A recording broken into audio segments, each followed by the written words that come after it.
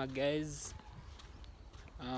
Stay tuned because I'm going to shoot another video and I'll be dropping it on Friday. As you can see, Iko River Athi. Just came here to chill and have some me time as I create the choreography that I told you about. So yeah, appreciate nature. Sengine mahipo zitokea, nategea nione kanta na kamoja. Yeah, nature.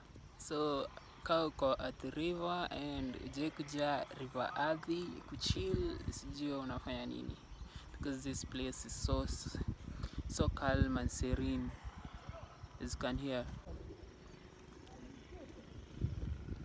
Kwa dhani leo hipo itatokea mahali, but oopsie, it was not today. Today was not my luck. Yep.